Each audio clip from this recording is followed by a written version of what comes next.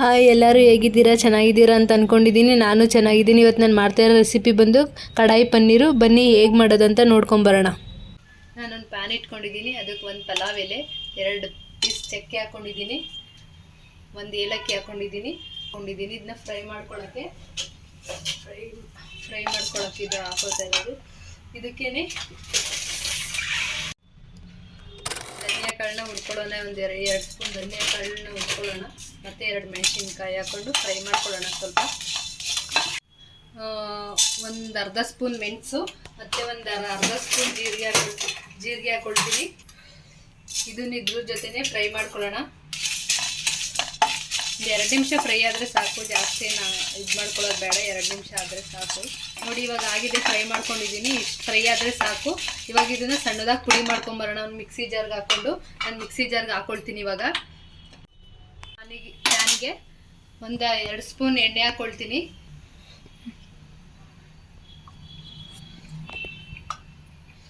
ಒಂದು 2 ಸ್ಪೂನ್ ಎಣ್ಣೆ ಹಾಕ್ಕೊಂಡಿದ್ದೀನಿ. ಸ್ವಲ್ಪ ಇದಾದ ತಕ್ಷಣ ಪನ್ನೀರ್ ಹಾಕೊಂಡು ಸ್ವಲ್ಪ ಫ್ರೈ ಮಾಡ್ಕೊಳ್ಳೋಣ. ಪನ್ನೀರ್ನ ನೋಡಿ, ಇವಾಗ ಆಗಿದೆ. ನಾನು ಇದಕ್ಕೇನೆ ಇಲ್ಲಿ ಈ ಥರ ಈರುಳ್ಳಿ ಕಟ್ ಮಾಡಿ ಇಟ್ಕೊಂಡಿದ್ದೀನಿ, ದೊಡ್ಡದಾಗಿ.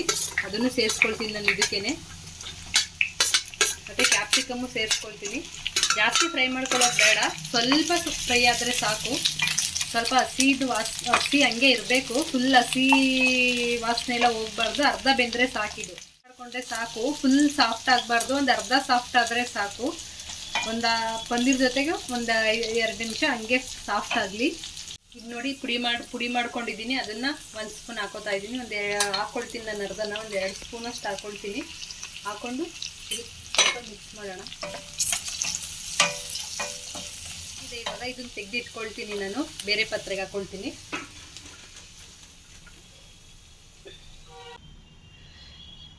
ಉಳ್ಳಿ ಚಿಕ್ಕದಾಗಿ ಕಟ್ ಮಾಡಿ ಇಟ್ಕೊಂಡಿರೋದು ಹಾಕ್ಕೊಳ್ತೀನಿ.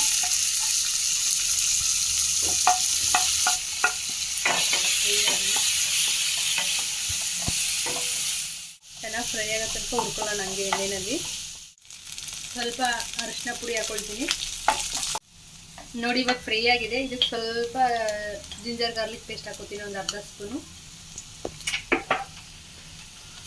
ಇದನ್ನು ಸ್ವಲ್ಪ ಹಸಿ ವಾಸನೆ ಹೋಗೋ ತನಕ ಹುರ್ಕೊಳ್ಳೋಣ. ಇದನ್ನು ಅಂತ ಚೆನ್ನಾಗಿ ಹುರ್ಕೊಳ್ಳೋಣ. ಸ್ವಲ್ಪ ಚಿಲ್ಲಿ ಪೌಡರ್ ಸೇರಿಸ್ಕೊಳ್ತಾ ಇದ್ದೀನಿ.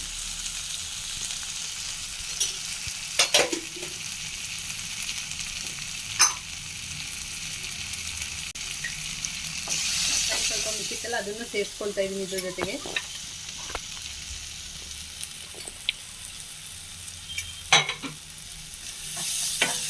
ಸೇರಿಸ್ಕೊಂಡು ನೋಡ್ಕೊಳ್ಳೋಣ.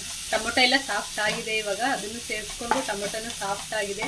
ಮಸಾಲೆನೂ ಸ್ವಲ್ಪ 1 ನಿಮಿಷ ಇದೆ ನೋಡಿ, ಫ್ರೈ ಆಗಿದೆ ಚೆನ್ನಾಗಿ. ಇವಾಗ ಒಂದು ಸ್ಪೂನ್ ಫ್ರೆಶ್ ಕ್ರೀಮ್ ಸೇರಿಸ್ಕೊಳ್ತಾ ಇದ್ದೀನಿ.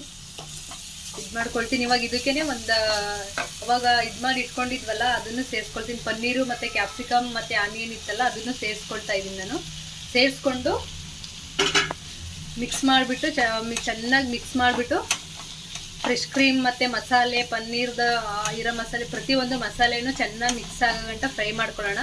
ನೋಡಿ, ಆಗಲೇ ಗೊತ್ತಾಗ್ತಾ ಇದೆ ಅದು ಪನ್ನೀರ್ ಕಡಾಯಿದು ಕಲರ್ ಹೇಗೆ ಬರ್ತಿದೆ ಅಂತ ಅಂದ್ಬಿಟ್ಟು. ಮಿಕ್ಸ್ ಆಗಿದೆ.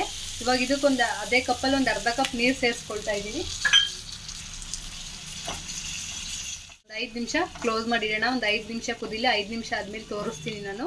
5 ನಿಮಿಷ ಆಗಿದೆ ನೋಡಿ, ಚೆನ್ನಾಗಿ ಎಲ್ಲ ಕುಕ್ ಆಗಿದೆ. ಸೈಡಲ್ಲೆಲ್ಲ ಎಣ್ಣೆ ಬಿಟ್ಟಿದೆ.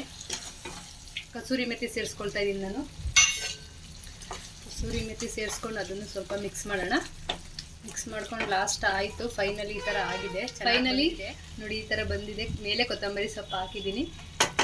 ಕಡಾಯಿ ಪನ್ನೀರ್ ರೆಡಿಯಾಗಿದೆ. ಚಪಾತಿ ಜೊತೆ, ಪೂರಿ ಜೊತೆ, ಪರೋಟ ಜೊತೆ ಸೂಪರ್ ಕಾಂಬಿನೇಷನ್.